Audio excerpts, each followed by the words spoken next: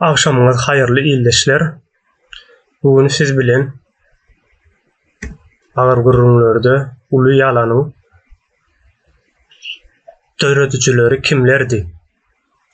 Diýilen bir gurrun etmekçi. Size häzir ekranda bir surat getireýin.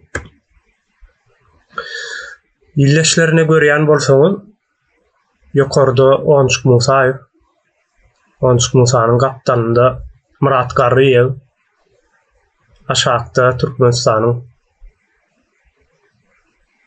bir kanun prezidentleri Niýazow, Gurbanuly Berdimuhammedow we Niýazowyň syýlaglap duran adamsam Muratberdi Sopyýew. Indi bugünkü gepleşigimde Murat Garriýew hakynda gurrun etmekçi. Murat Garriýew kimdi? Näme iş edýärdi? Şo hakynda size biraz bilgi bermekçi, onsoň uly ýalan näme bolýar? Ýa-ni biziň bugüne gelmegimizdäki nemeleri, täsirleri nämeler bularyň? Biz nähili ýagdaýda Türkmenistan şu wagtky ýagdaýyna geldi. Şu wagtky ýagdaý diýenimizde bunda açıklayın. Şunkü ýagdaýymyz bize konstitusiýanyň, kanunyň, demokratiýanyň, hukugyň, adalatyň ýok bolan bir ýurdunda ýaşaýarys ýyldaşlar. We bunyň täsiri netijesinde şu wagt görýänsiňiz türkmen vatandaşlarymyzyň işläp bilýän, döredip bilýän, öňdürip bilýän gatlagynyň %60-%70 göterimi ýurdun daşyna çykýandyr. Näme üçin? Bunyň bir sebäpleri bar. Ýyldaşlar, Türkmenistan agrar bir döwlet, agrar bir ýurt, ýa-ni Türkmenistanyň %70 göteriminden gowragy owa hojalygy bilen baglanşykda. Ýa-ni biz owa hojalygy görnüşindäki bir ýurt diýsegem bolýar, %70 göterimden gowragy şonu ýaly. Indi owa ýerleriniň, owa hojalygyndaky ýetişýän adamlaryň nähileki şertde ýetişýändigini, olaryň çağalanmadyň nähileki şertde bilim alýandygyny, nähili şertlerde ýaşaýandygymyzy kän uzak aýda oturmana da gerek ýok, özüňiz bilýänsiňiz.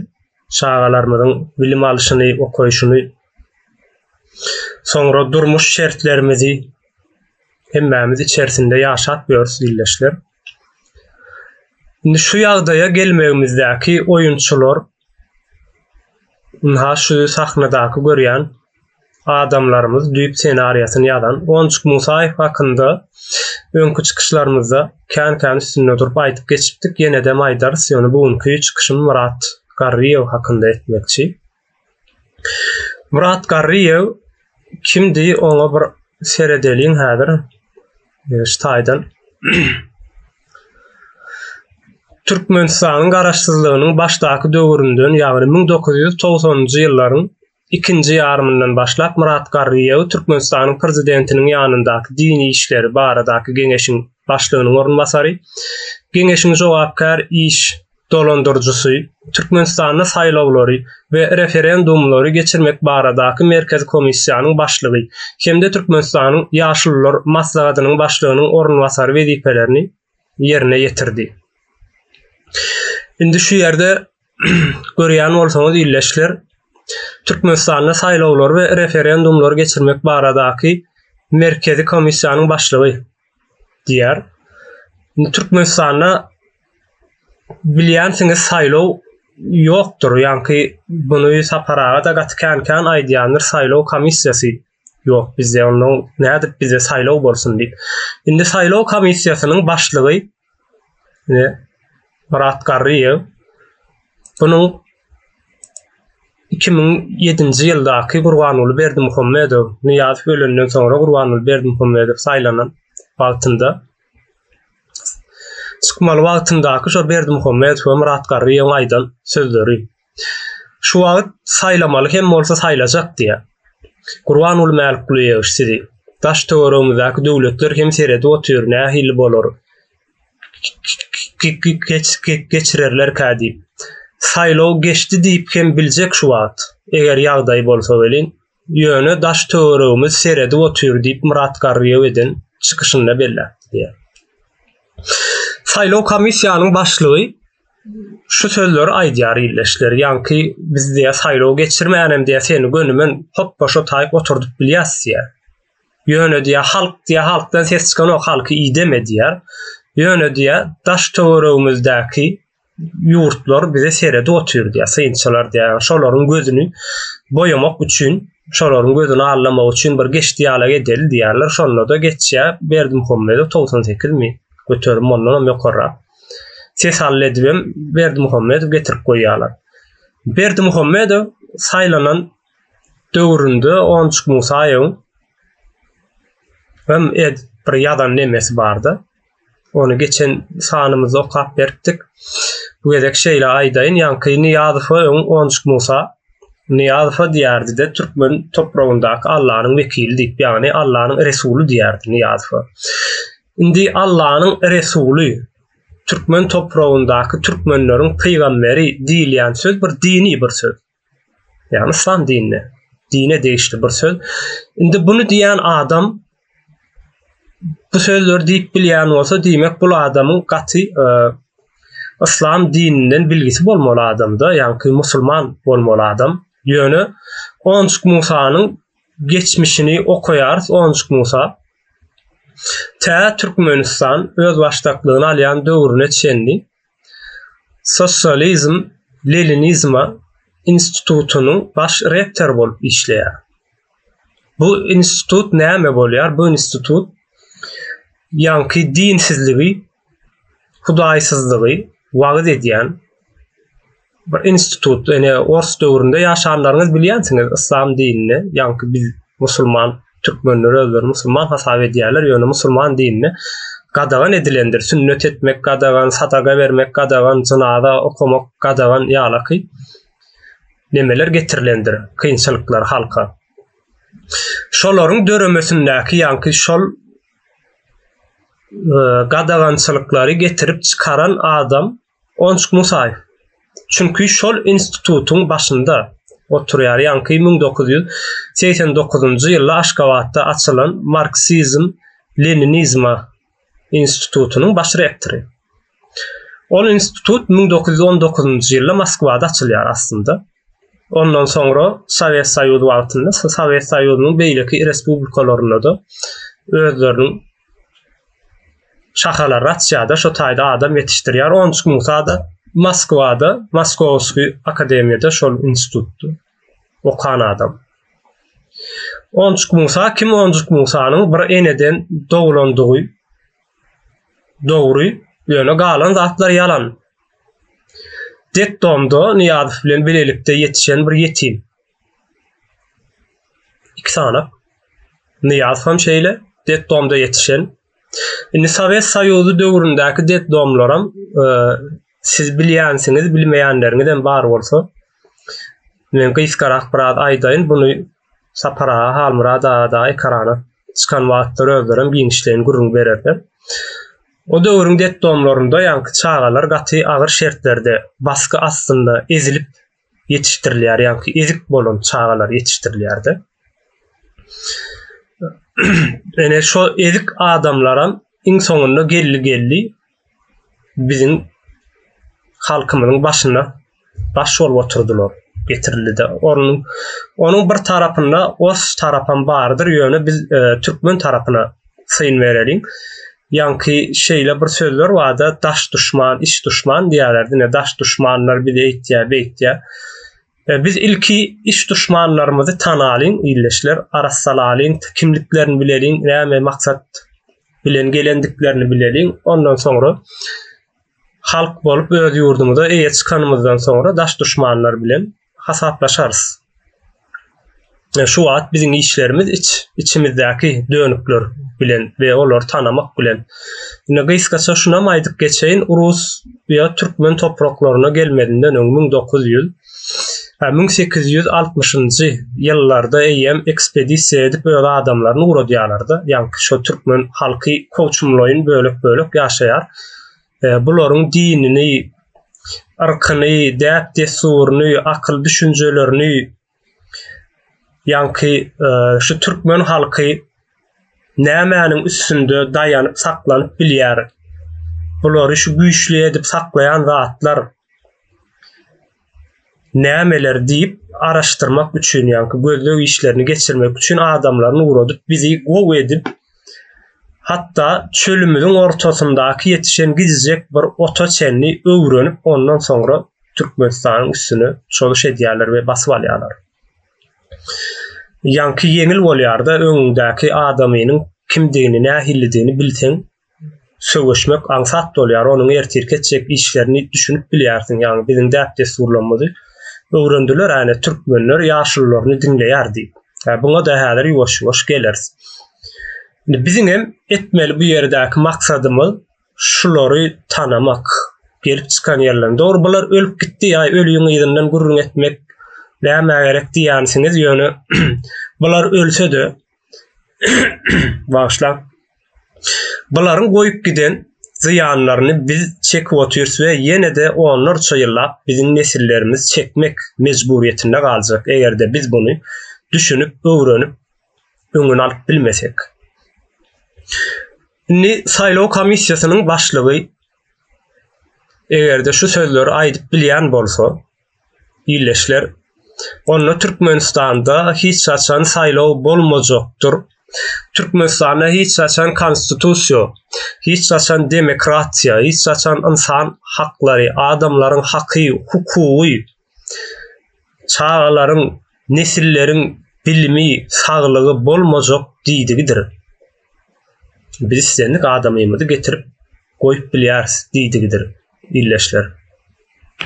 Buňa dogruca syn vermegimiz, syýasy baha bermegimiz gerekbildi. Gurbanuly Berdimuhammedow Niýazowdan rejimi alandan soňra Niýazowyň rejimine syn vermedi. Dogrudur. Ve şo duruşunu tokkoluny şo kadrlar bilen bilelikde de alyp dowam etdirdi. Onçuk Musaýew Gurbanuly Berdimuhammedow saýlanana bar. Murat Garraýew bar, ýaňy öldü 2012-nji ýylda, ýaňy diýelim. Ýaňy Niýazowda Gurbanuly Berdimuhammedow döwründe de baýa bir işledi. Murat derdi soýpypam şeýle. Ve bu adamlaryň ideologiýalary getiren ýani özleriniň pikirleri bilen bile biziň Türkmenistanymyzdaky konstitusiýon, demokratik, dünýäwi bir döwleti yıktılar. Onun yerine adı koyulmadık sultanlığı dörettiler illeşler. Onu da Onçuk Musaýewiň aýdýan sözlerinden yine getirip koyayın men. Hatta Onçuk Musany getirmäli şu yerde täze Onçuk Musalar var illeşler. Olary dinläliň. Çünki şolaryň netijesi bu zatlar. Täze şu yerden evet. Mehribanlar örpülüm, başıngiliň hirdara, bu ömürlük sağ olsun, keskinlerin kontana. Mehribanlar örpülüm, başıngiliň hirdara, bu ömürlük sağ olsun, keskinlerin kontana.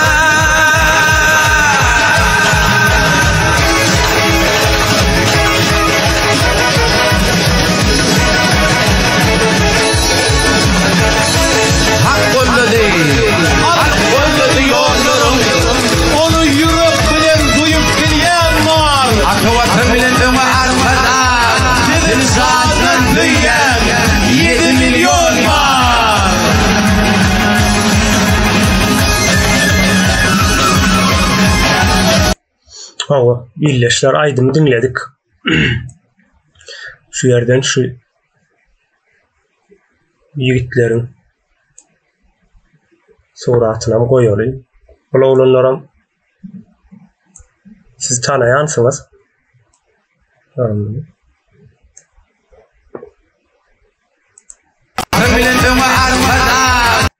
Evet. Ştaýda goýalyň illeşler kim bular? Kerim Hally, Hemra Recep we berde kolonyň adyny bilemok. Birdat ada bar dogrusu. Ine şular gönüden göni şu wagt şol Murat Garrynyň, Onjuk Musanyň Niýazowyň eden işleriniň nemelerini aýdy otur. Netijelerini nähilleki boljakdygyny sultan edelim, ömürlük edelim diýilen gurrun ýanky Murat Garry we Gurbanuly Berdimuhammedow şeýle nemeler getirýärdi, ýanky mejliste teklip getirýärdi, ömürlük edelim diýip. Gurbanuly Berdimuhammedow ömürlük prezident edelim diýip. Ýöne bu wagt ýagdaýlar üýtgedi, bu wagt halkyň düşünüp başlandygy doğrulugyny görnýär. İyileşlemediň we Türkmenistanda milli yurtdaşynda Milli Halat Etiş Komiteti döredi. Milli Halat Etiş Komiteti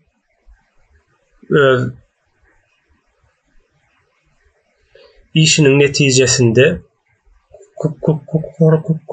Gurucu Meclisi ortağa çıkardy, döretdi we biz bu zatlary aýdyderli açyk aýdyp otursa, ne Türkmenistanda konstitusiýa ýok diýip kän gerek gaýtalap aýdýanlar. Biz bunu ýene-de aýdars. Ta şular boýunlaryna alýan çalar. Ýene-de bir suwutnamasyny bereň. Türkmenistanyň konstitusiýasynyň 1-nji maddasynda ýazylan Türkmenistan kanuny, demokratik we dünýäwi döwletdir diýär. Onda döwlet, onda häkimiýet doly halk tarapyndan amal aşyrylýandyr. Ýanky Türkmenistanyň eýesi halkdyr diýen manyda neme berýärdi. Konstitusiýa näme bolýar? Illeşler konstitusiýa eldegirilmesizdir we üýtgöwsüzdir. Ýanky gönümün hereket edýän bir guruluşdur konstitusiýa. Kanundur, gönümün hereket edýän kanundur. Konstitusiýada näme ýazylan bolsa şol gönümün hereket edýändir. Ol 2 manyny, 3 manyny ay işe istegen bolýar, ay beş istegen bolýar, ay ýaşlylar istedi, halk istedi. Ony ýaly zat ýokdur. Konstitusiýada näme ýazylan? Konstitusiýada Türkmenistan prezident respublikasy boýunça ýönetilýär. Prezident. Konstitusiýada ýazylan Türkmenistan demokratik, kanuny we dünýäwi döwletdir. Boldy. Sultanlyk däl, bular sultanlyk diýär şu wagt. Men diýen sözümiň dogrudygyny anyk suwutnamasyny ene şu sanjak oglan berip otur. Näme üçin Türkmenistandaky baş prokuror ýa-da hukuk kanun goraýjy organlar şuňa seretmeýär? Näme üçin? Sorag bar. Jogaby ýok. Çünki maksatlary şeýle, maksatlary Türkmenistanda hiç saçan kanun, hukuk, konstitusiýa bolmajakdyr. Şu günem ýokdur, ertirem bolmajakdyr diýildigidir. Halk bilimsiz, hünärsiz yetişdiriljekdir. Türkmenistanda hiç saçan reforma, halkyň bähwidine reformalar geçirilmejekdir. Türkmenistanda hiç saçan demokratik bolmajakdyr, feodalatlygy bolmajakdyr diýildigidir. Illeşler bunu okasaňyz gönümün o zatlar ortağa çykýandyr. Ýöne biz bunu görüp gelýärsemde bugün eçenli ýanky halk hereketini ortağa çykýan wagtyna çenli hiç kim sesini çykaryp aýdyp bilmediler. Sen kanun talap etýänmi? Hakyň hukugyny soraýarmy Türkmenistanda? Seni urup döwýärler. Sen kanun bilýärmi diýip. Şeýle Türkmenistanyň ýagdaýy. Näme üçin beýle? Türkmenistanyň konstitusiýon döwletdi, kanun döwletdi. Näme üçin o zatlar bar onda? Türkmenistanda birje sorama jogap berdiler. Näme üçin Türkmenistanda syýasy partiýalar ýok? Ine şo zatlaryň bolmajakdygyny şu ýerdäki 3 tane adam ýazyp bitdi. ve şo kanunlar boýunça da şu wagt Türkmenistan ýönetilýär. Türkmenistanyň şu adamlaryň hemmesi de watana bolan uly söýgüsü üçin diýilen hormatly ady medali alan adamlar. Kaviçkanyň içerisinde. Medal hakykatdan ham aldylar. Ýöne şu wagt şularyň maşgalalary, çağalary nirede? Murat Garriýewiň maşgalasynyň ýanky çağalarynyň ýakyn garyndaşlarynyň köpüsiniň Amerikadadygyny bilýärsiz. Dogry da. Watana bolan söýgüsü şolar ýaly güýçli bolsa, näme üçin bular Amerika çykarýarlar ähli ilen salamlaryny, ähli baýlyklaryny şu wagt Berdimuhammedowyň daş töweregindäkiler şeýledir. Daşyna çykarýandyrlar. Ýöne seredersin Gurbanuly Berdimuhammedow o Türkmenistanyň gahrymanydyr. Türkmenistana watana bolan söýgüsü üçin diýip bir näçe tan medal alandyr. Watana bolan söýgüňi halky edip, halkyň %70'iniň iş tapman, çörek tapman, eklenip bilmän daşyna çykmana mejbur edilmegi mika watana bolan söýgü. Anha netijelerimiz şular. Onçuk Musayev Niyaziv döwründe Niyaziv peýgamber edýärdi. Peýgamber derejesine getirýär. Sizdiýä Türkmenistanyň hatta getireni om gönümen aýdýar ony. Türkmeniň milli peýgamberi diýär. Allah'ın Türkmen toprağındaky vekili diye. Indi Onçuk Musayewiň okan işlerini yerlerine seredelim. Onçuk Musayew 1943-nji ýylda dogulýar. Soňra Moskwada Moskowski akademiyada okuýar. Soňra geçirýän işleri alyp baran okuw bilimi uğur boýunça da Marksizm, Leninizma Üniversiteti boýunça, ýa-ni institutu boýunça makalalar, şonuň nemesi ideologiýasy boýunça makalalar ýazýar, iş geçirýär. Ve 1989-njy ýylda Aşgabatda açylan Marksizma, Leninizm institutunyň baş rektory bolýar. Bu institut näme edýär? Institutun ýanky Leninizm, Marksizm ideologiýasyny halka ýaymak, öwretmek, wagt etmek hemde döwletiň içerisinde ýurt umumunda çäreler geçirmek. Bu ideologiýa näme? Dini ideologiýamy? Ýok. Ateizm ýani. Ine Sowet Soýuzy döwründe ýaşaýanlar bilýändirler bizden ullar. Namaz okumak, ýani dini däpdesurlaryny berza etmek gadagandyr, sadaka etmek gadagandyr, sünnet etmek gadagandyr. Ondan soňra başga näme bar? Ýani garaz şeýle, ýani şolar ýaly dini däpdesurlaryny ýerine ýetirmek gadagandyr. Buny gadagançylygyny getiren adam kim? Onçuk Musayew. Çünki şol institutuň baş rektory, şol ady wagt eden adam. Döwründe. Soň birden bire çykýarda kommunist, bu işçi kommunist bolan adam birden çykýar, Türkmenistany öz başdaklygyny alýar bolýan. Bu kommunist gapa girip täzenden ýygyna çykanda da demokrat bolup çykýar. Ömrüniň ähli bölegini kommunizma, sosializma, Marksizm, Leninizm ideologiýasyna hyzmat edip gelen adam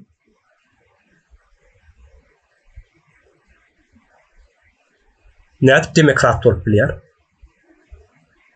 Niyaziv bilen bilelikde yetişen adam Onçuk Musayew deddondo. Garaz ählice zatlary, ýani bularyň demokrat boluşlaram, bularyň prezident boluşlaram, bularyň saýlaw edişlerim, umuman başyndan soňuna, asyndan zäsine çenli tutanyňda ählicesi yalandyr. Ve şo yalan bilenim şu wagt Türkmenistany şu derejelere getirip bildiler. Näme esasında getirdiler? Birinçidana halk toplum bu zada düşünüp bilmedi, düşünüp bilmeýänlikleriniň aňarsyndan ha şula adamlar ýatyr ähli döwlet guruluşlarynda, hökümet guruluşlarynda, universitetlerde, mekteplerde, edaralarda şularyň öz gurulan ideologiýalar boýunça hereket edildi we bular bir nemäde garşy gitdiler. Ýanky Türkmenistan garaşsyzlygyny alandan soňra kanuny ýok etmek üçin, ýanky kanuny dikeltjek, kanuny gorajak adamlary ýok etdiler, ortadan aýyrdylar. Türkmen halkynyň ykdysadyetini 5 ýylyň içerisinde dünýä ýüzüne çykaryp biljek adamlary ýer-su reformasyny geçirip durmuşa geçirip biljek adamlar ýok etdiler. Şonuň netijesinde de millet garip galdy, işsiz galdy, watansyz, topraksız galdy. Ýanky watansyz galdyk diýsek, bara Türkmenistan öýümüz bar çykaýtdyk diýýäňiz. Ýok, illeşler beýle däl. Bunu beýle gidijek zatlar bilen hasaplamalar. Biz şo ýerde erkin, rahat, öz istegimiz boýunça ýaşap bilmeýän bolsak, işläp, döredip, okan bilim alan zatlarymyzy durmuşa geçirip, ösüp bilmeýän bolsak, diýmek o ýurt bizinki däldir, o ýurt kagaz ýüzündedir. Ne ýaňy görkezdim şu ýerde. Häzir ýene açaýyn, ne saýlaw diýe geçirjek diýe şu ýerde aýdy otur Murat Garry. Şu wagt saýlamalan bolsa saýlajak diýe Gurbanuly Mälik bilýär siz diýe. Ýöne diýe daşdogrumyzdaky döwletler hem seredip otur diýe. Nähilli bolar, nähilli ederler kadi. Saýlaw geçdi diýip hem biljek şu wagt eger ýagdaý bolsa welin ýöne daşdogurumy seredip otur diýär. Murat Garry öz aýdan söz bileşler. Saýlaw geçdi diýip biljek diýär, arkaýyn sen getirip otur biljek diýär, ýöne de daşymyzdaky ýurtlar seretse diýär, soň bir diýär. Bir garaşsyz bizim konstitusiýada ýazylyş ýalaky bir hereket bolmady diýip bizi ikrar etmezler diýär. Şoň üçin diýär, kagaz ýüzüne geçirelim. Konstitusiýada şeýle illeşler, konstitusiýamyzdan kagaz ýüzündedir. Başka deme däldir, halk üçin däldir. Konstitusiýa hiç haçan halk üçin işlemedi diňe kagaz ýüzünde daşary ýurtlary görkezmek üçin işlendi. Bunu biz bir näçe gerek aýdyp geçdik. Sebäbi Türkmenistanda ne illeşlerimiz gurrun berýärler. Öýüne basy edilen illeşlerimiz çağalary, başgalary gurrun berýän zatlaryndan aýdyp berýärler. Sizin şeýtmeňiz kanunyna barmy? Şunuňyz kanunyna laýykmy diýse, sen kanunan bilýärmiň. Doganyň näme diýinin.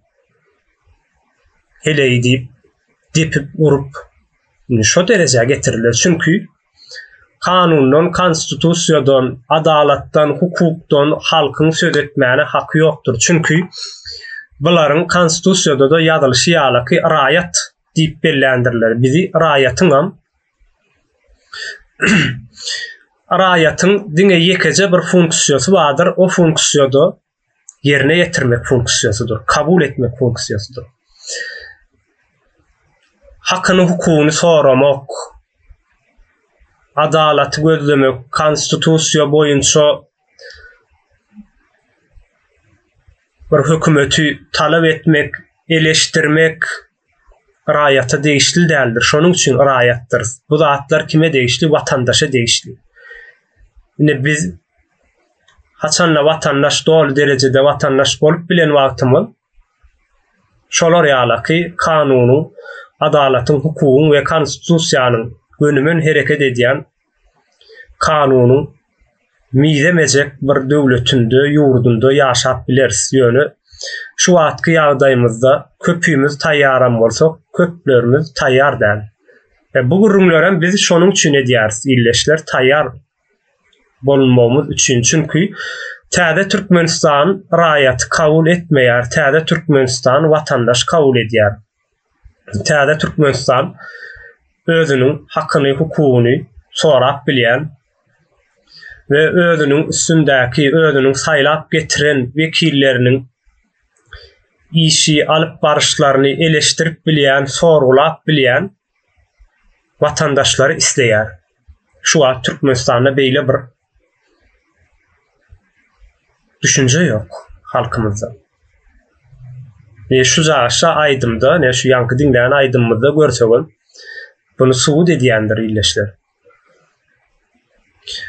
Ne şolar ýaly ilmin bir adyrak Murat Garriýew bilen sizi tanıştıraýyn diýdim. Bunuň ýygyny ýene de dowam etdireriz. Illeşler, ha soň ýene bir nemäni aýdyp geçmekçi. Ne biziň halk maslahatymyz bardyr. Halk maslahatymyzda alınıp barlayan çareler var. Ine Sovet Soýuzy döwründe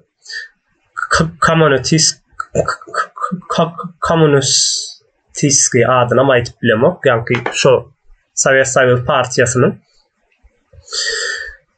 geçirýän ýygnaklary bardyr. Şonu internetden görseňiz görüp bilersiňiz. Bardyr şo ýygnaklar bilen edil biziň halk maslahatymyz aýny bir meňdeşdir. Onu häzir berden ekrana getirmedim de. İkisi bir meňdeşdir. Diňe bir üýt döşük bolan zat milliligi, ýani egneşigi, ýaşullar ady ýaşuly bolup gitmesi, telpegi, dony ýa-da garry aýallaryň bolmasydyr. Indi ýaňy başlarda aýdan bolsak ýaşullar diýdikde ýani nemäni aýdyp beripdim de Ors imperiýasy gelende biziň ähli nemämizi, düşünjelerimizi, inançlarymyzy öwrenip on soň geldi. Biziň inançlarymyzyň birisem şudur ýani türkmen öz ýaşulysyna hormat goýan, dinleýän adamdyr ýöne. Dinleýän döwründäki ýaşullar hem ýaşuly şekilli ýaşulydyr. Durmuş tejribesi bolan, nesil ýetişdirip bilmek tejribesi bolan, watanyň nämedigini öwredip bilmek, gorap bilmek, gerekli ýerinde janyny orta atyp bilmek düşünjesindäki bolan ýaşullardy, o döwrüň ýaşullary. Indi biziň şol anancymyzy alyp ýaşula hormat goýma anancymyzy alyp getirip ýanky görkeden adamlarym onçuk musalar bize halk maslahat edip bir neme soktular, ýalanyň içerisine soktular da ne şu ýaşullar, ýygnagy ýaşullary dinleýäris diýip, ýaşullar karar aldy, ýaşullar goldady diýen ýalaky nemeler bilen edýärlerdi. Ýaşullaryň goldamasy bilen ýa bragdan goldan bilen ne ýa ömürlük prezident etýärsi ýa Gurbanula ýene nämeler owluny getirýärsi diýen ýaly. Oýunlary oýnak gelýärler ýöne şu soraw bir soramaly. Ýaşullar kim? Ýaşullar kim? Nirde işlediler? Näme ýazdylar? Ýani bir halky temsil edip bilýän, halkyň wekili bolup bilýän adamlaryň bir hünäriniň bolmasy gerekli. Biliminiň, bilgisiniň bolmasy gerekli. Çünki o taýda uly bir döwlet ýatyr. O ýerde diňe bir zaldan ýa-da bir maslahatdan ibaret däl. Arkasynda uly bir döwletiň, uly bir milletiň akbaly ýatyr. Bu halkyň akbalyna garşy, geleceğine garşy, nesillerimiziň geleceğine şuny täsir edip bilýän kararlary alyp bilmek üçin o ýere getirilen ýaşullar kim? Tanaýarsmy? Ýa-da näme iş edipdirler, näme bilýärler?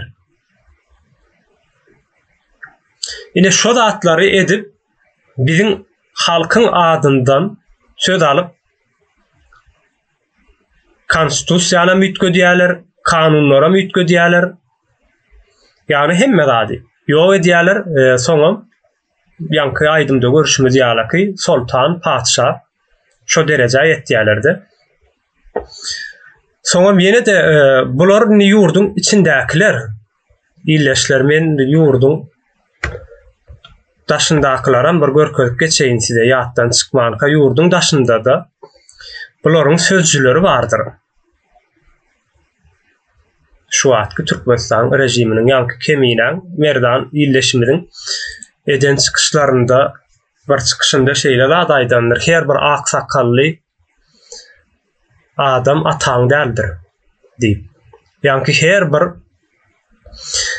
hökümete karşı görüşen diyen adam ya da her bir demokrat diyen adam demokrat değildir, her bir hükümete karşı görüşen diyen adam hükümete karşı görüşen değildir. Ne yani onçuk Musalarım,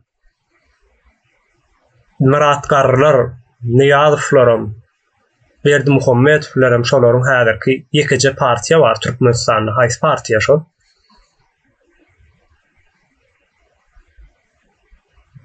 Demokratik partiýa. Ýekije partiýa. Indi bularam näme diýip çykýarlar? Demokratiýa diýip çykýarlar. Ýani olaryň demokratiýasynyň ýalan boluşy ýaly, bularyň hem demokratiýasy ýalan bolmaly. Çünki bularam olaryň bir sözcüleri. Indi suud et diýjekseňiz, bir ýerden gitmek hem suud edeýin.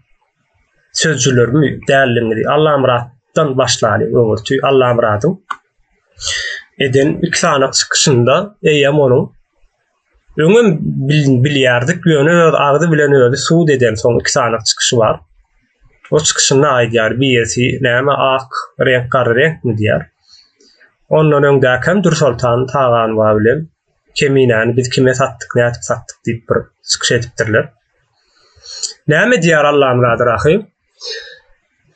Şu Saparyklyymyň topory diýär, ýani adynam aýdyp bilen ok Milli Halas Ediş Komiteti. Bu Saparyklyymyň topory däl. Bu gurucu mejlis. Täze Türkmenistan ideologiýasynyň döredilen ýeri Milli Halas Ediş Komiteti. Ady bardyr bunyň. Näme diýär? Ne bular diýär? Saparyklyymyň topory diýär özüni komitet döreden bolýarlar diýär, täze Türkmenistan döreden bolýarlar, gurucu mejlis döreden bolýarlar diýär. Kimden ruhsat aldyňyz siz diýär? Bu birinji samsykdygyny ortaga çykarýar. Kimden ruhsat alyp edilýär? Sen kimden ruhsat alyp etdiň? Ýa-da Murat Gurban sen kimden ruhsat alyp etdiň? Gurucu mejlisi diýär, kimden diýär ruhsat alyp ýa-da nire registrasiýa edip döretdiňiz diýär. Gurucu mejlisiň nämedigini bilen oklar. Bilmeýärler ýöne bunu awraýdan gaçyrmaga çalışýarlar. Näme diýär Allah Murat? Türkmenistanyň diýär, Türkmenistanyň döwlet agdaryşyny geçirjek bolýarlar bular diýär. Kimiň sözleri diýäňi?